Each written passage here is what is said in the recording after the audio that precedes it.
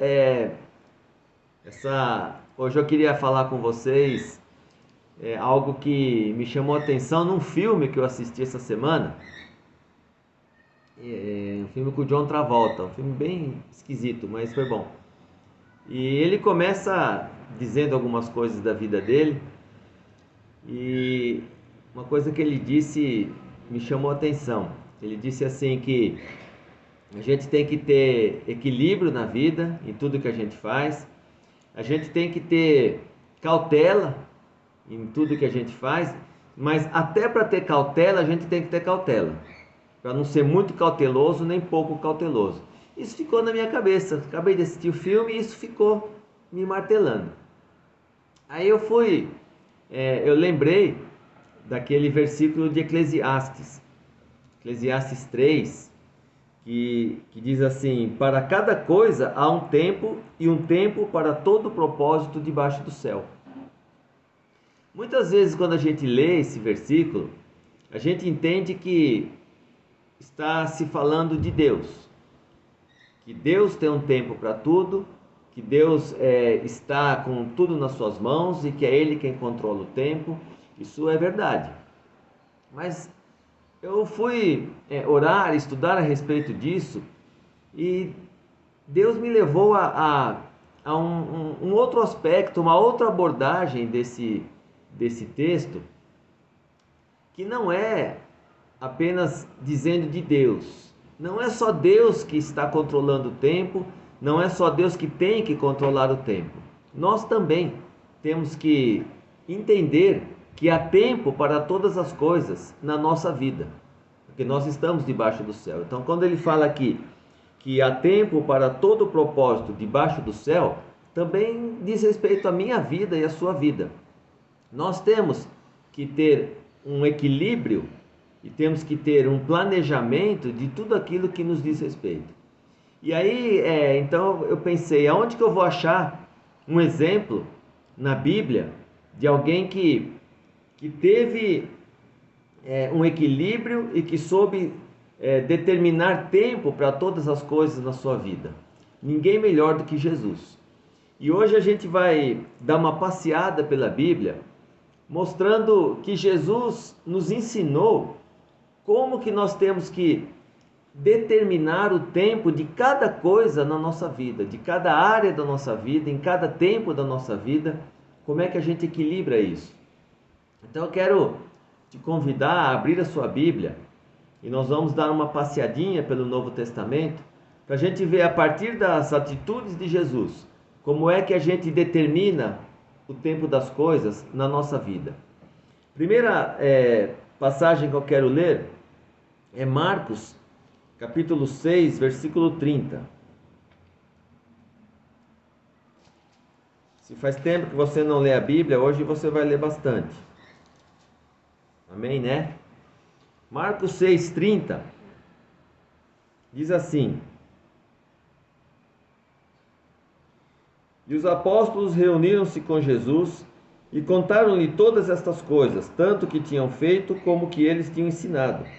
E ele lhes disse: vinde vós aqui à parte, para um lugar deserto, e descansai um pouco, porque havia muitos que iam e vinham, e não tinham tempo nem para comer. E eles partiram a sós num barco para um lugar deserto. Aqui a gente vê claramente a determinação de Jesus entre o tempo do trabalho e o tempo do descanso. Muitos de nós passamos a vida toda trabalhando demais, a semana toda trabalhando demais, chegando em casa tarde da noite, e deixamos de desfrutar da presença da nossa família, da comunhão com a nossa família, deixamos de destinar um tempo para o lazer, um tempo para a conversa. Isso tudo normalmente quando você confronta alguma pessoa que trabalha muito e não tem tempo para nada, nem para a família, ele diz assim: não, mas eu estou trabalhando muito, que é para ganhar dinheiro, para dar conforto para minha família. Isso está errado. O dinheiro não substitui a presença. O dinheiro não substitui a atenção. O dinheiro não substitui você estar com aqueles que você ama e com aqueles que te amam. Eu sempre cito exemplo para vocês, desde que as os meus filhos entraram na escola, no pré-primário, no jardim, todos os dias eu ia levar e buscar na escola. Todos os dias, quando possível, eu almoçava em casa com eles. Porque nada no mundo substitui a presença de um pai, de uma mãe, de alguém que está ali junto, ensinando e dando exemplo com as suas atitudes. Então esse equilíbrio Jesus nos mostrou. Há sim o tempo de trabalhar, é necessário trabalhar, mas há o tempo de descansar, há o tempo de desfrutar do fruto do seu trabalho. Não fique desequilibrando as coisas nesse sentido. Trabalho é necessário, mas tenha um tempo, destine um tempo para você estar com os seus familiares, para você estar com os seus amigos, para você se divertir e para você descansar. Nós temos que ter esse equilíbrio e Jesus nos mostrou isso nessa passagem que lemos. Outra coisa que Jesus nos mostrou é um limite entre estar com a multidão e estar com alguns poucos. É normal nós termos muitos conhecidos, né? Mas amigos mesmo nós temos poucos. E que tempo nós temos destinado para esses amigos? E eu falo isso até aqui no nosso meio, na nossa igreja. Durante a semana a gente tem tantos afazeres, tantas coisas que a gente fica correndo para lá e para cá, e a gente não destina tempo para estar com os amigos mais chegados. Jesus tinha esses amigos mais chegados. Eu quero ler com vocês em Marcos capítulo 6, versículo Marcos 6, 45. E imediatamente obrigou os seus discípulos a entrar no barco e passar adiante para o outro lado, a Betsaida, enquanto ele despedia a multidão. E tendo-os despedido, ele foi ao monte orar. E ao anoitecer, o barco estava no meio do mar e ele sozinho em terra. Então ele obrigou os discípulos a saírem daquela multidão. Ele ficou despedindo a multidão, foi orar e depois foi estar com os discípulos. Veja que a palavra que usada, o verbo é obrigou. Ele não sugeriu para os discípulos, ele obrigou. Muitas vezes nós temos que ser enérgicos conosco, com as pessoas que estão ao nosso redor, para que a gente tenha um tempo de qualidade, um tempo de conversar, de tomar um café. Ontem eu tive um tempo desses com meu filho. Chamei ele para ir tomar um café à tarde. Foi uma bênção. A gente foi num café e ficou lá tomando café e conversando. Esse tempo nós precisamos ter com os amigos, nós precisamos ter com os familiares, com aqueles mais próximos, com aqueles que a gente ama. Destine um tempo para você estar com os seus amigos, assim como Jesus nos ensinou nesse texto. A próxima coisa que Jesus nos ensina é o limite entre estar com poucos e a sós com Deus. Nós delimitamos o estar com muitos para estar com os amigos, mas também nós temos que destinar um tempo de não estar com os amigos, mas estar com Deus. Deus precisa de um tempo conosco. Nós, mais ainda, precisamos de um tempo com Ele. E isso Jesus nos mostra aqui em Lucas, capítulo 6. Lucas 6, 12. Diz assim: E aconteceu que naqueles dias ele subiu ao monte para orar. E ele passou a noite toda orando a Deus. Ele estava com os 12, com os amigos. Ele tinha saído da multidão, ele tinha se colocado ali com os amigos, mas agora era tempo dele estar sozinho com Deus. Nós temos que ter um tempo a sós com Deus, queridos. Nós temos que ter aquele tempo de fechar a porta do quarto, ajoelhar na nossa cama e conversar com Deus, nos derramar na presença de Deus, contar as nossas angústias, as nossas aflições, as nossas alegrias, os nossos planos, colocar tudo diante de Deus e destinar um tempo para Ele. Porque há tempo de trabalhar, há tempo de descansar, há tempo de desfrutar da família, há tempo de ter um lazer, há tempo de estar numa multidão, há tempo de estar com os amigos, mas há tempo de estar com Deus. Esse tempo é precioso. É ali que Deus vai nos encher do Espírito Santo, é ali que Deus vai nos dar direção, é ali que Deus vai nos capacitar para fazer aquilo que nós temos que fazer. E Jesus nos mostrou isso aqui. Mas Jesus nos mostra mais coisas. Jesus também nos mostrou que há momentos que nós temos que fugir. bater em retirada. Ele nos mostra isso em João, capítulo 8.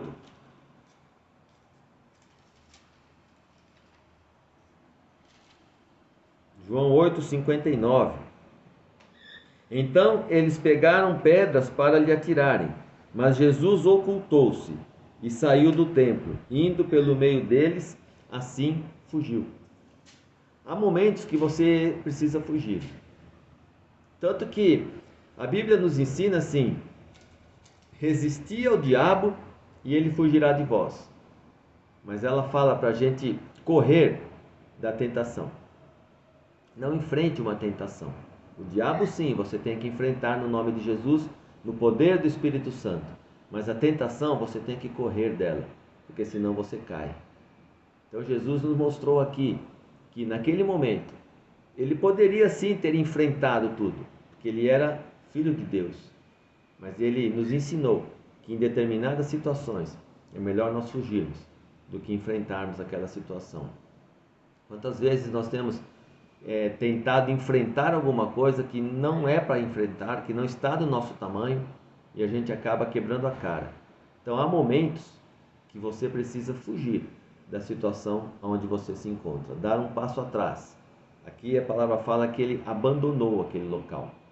Muitas vezes você está em algum lugar que vai te levar a uma situação difícil. Simplesmente abandone o lugar. Não queira enfrentar aquilo que não é para você enfrentar.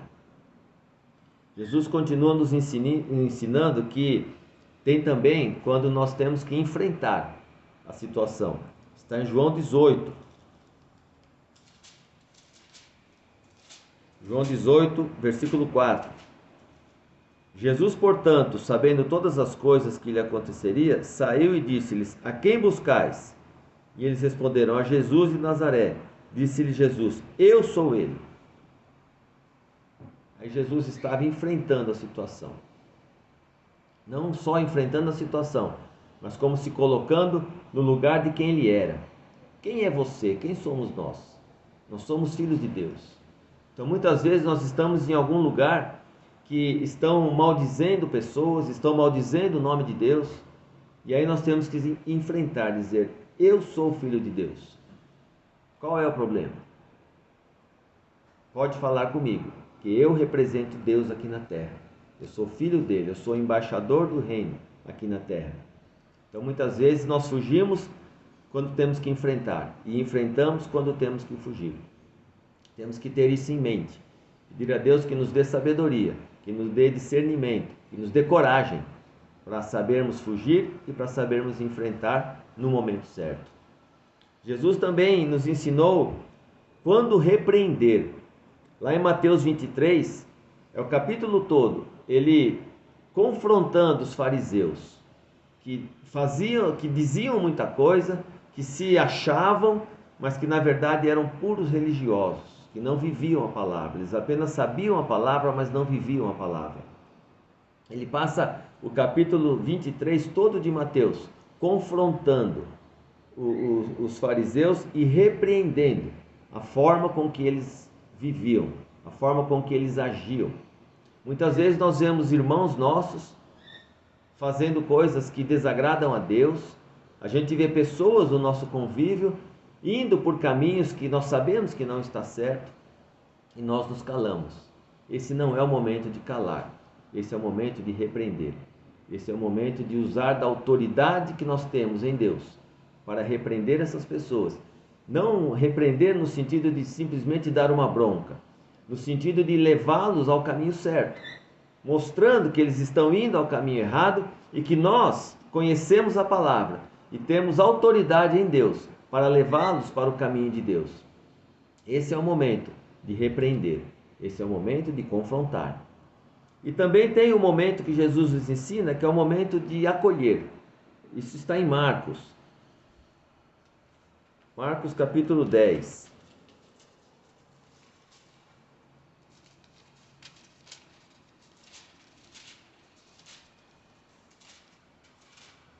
Dez, 16. Diz assim: e ele, tomando-as nos seus braços, impôs as mãos sobre elas e os abençoou. abraçar as pessoas, em todos os sentidos. Nós não estamos podendo atualmente abraçar fisicamente, mas abraçar emocionalmente, abraçar espiritualmente, isso a gente pode. Então há momentos que nós temos que abraçar as pessoas. Há momentos que as pessoas precisam ser confrontadas, mas há momentos que elas precisam de um abraço, elas precisam de um carinho, precisam ser acolhidas. E isso faz parte da nossa atitude, de nós destinarmos um tempo de acolher as pessoas. Ainda que elas estejam fazendo coisas que não condizem com aquilo que elas deveriam fazer. Há momentos que, se você confrontá-la, isso só vai piorar. Então você precisa ter discernimento de acolhê-la, de abraçá-la e no momento certo passar a confrontá-la. Isso tudo vem de Deus. Lembra do tempo a sós com Deus? Nesse tempo a sós com Deus, Deus vai nos capacitar.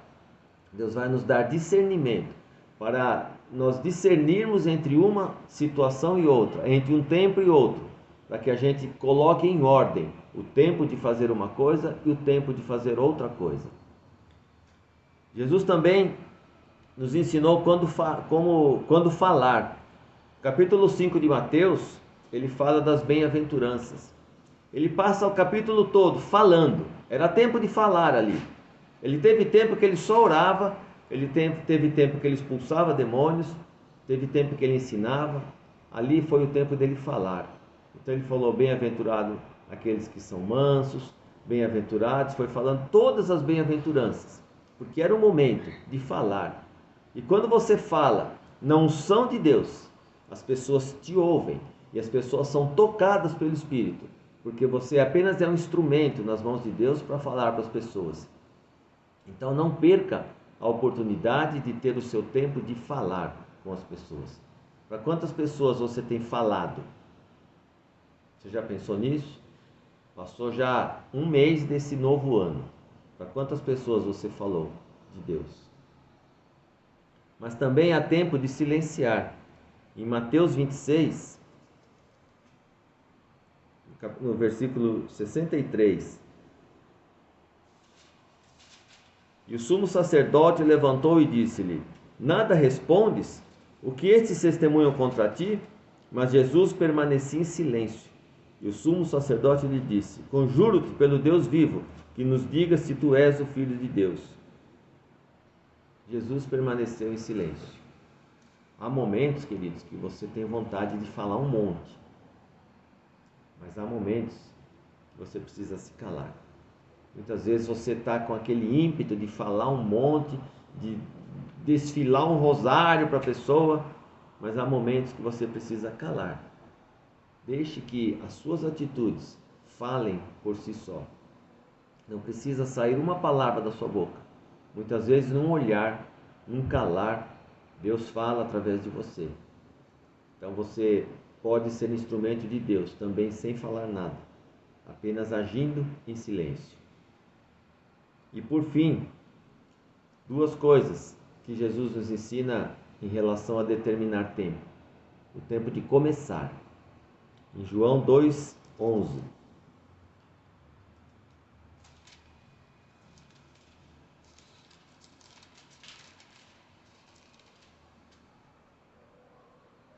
Esse é o começo de milagres. Jesus fez em Caná da Galileia e manifestou a sua glória, e os seus discípulos creram nele. Existe um momento de começar qualquer coisa e todas as coisas. Jesus poderia ter feito milagres muito antes. Ele tinha poder de fazer milagres desde que ele nasceu, mas ele esperou o momento certo. Ele começou a fazer as coisas nesse casamento.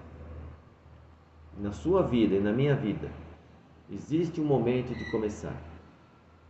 Existe um momento de se preparar, como Jesus ficou se preparando, mas existe um momento de começar. Nós temos que começar as coisas. Não podemos deixar as coisas irem caminhando sem uma direção. Chegou a hora de nós começarmos alguma coisa. Tudo na nossa vida tem que ter um começo, um meio e um fim. Tudo que você planeja buscando atingir alguma coisa. Mas se você não começar, você não vai terminar. E por fim, Jesus também nos ensina quando terminar. Em João 19, versículo 30. Quando Jesus tomou o vinagre, disse: está consumado. E ele, inclinando a cabeça, entregou o Espírito. Note que Jesus, no seu ministério, foram basicamente 3 anos, onde ele teve tempo para fazer todas as coisas. Ele trabalhou, ele descansou, ele desfrutou da companhia de muitas pessoas, ele desfrutou da companhia de poucas pessoas, ele desfrutou da companhia do Pai, ele falou, ele se calou, ele fugiu, ele enfrentou, mas em tudo isso a gente vê que ele começou e ele terminou a boa obra para a qual ele foi chamado. Você e eu fomos também chamados a fazer uma obra. Nós somos salvos e capacitados para praticarmos as boas obras, é isso que a Bíblia nos diz. Então nós temos que começar. E começando, a gente vai ter o discernimento, a gente vai ter a capacitação de Deus para destinar tempo para todas as coisas na nossa vida, até que a gente termine o propósito para o qual Deus nos chamou.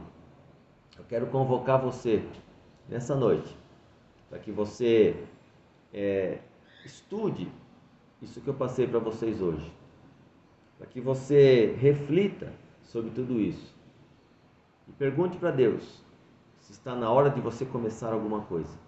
Se você já começou, se você tem determinado o tempo certo para cada coisa debaixo do céu, com o propósito que Deus tem para você. E reflita e busque em Deus se você está no caminho certo para concluir aquilo que Deus colocou nas suas mãos. Amém, querido?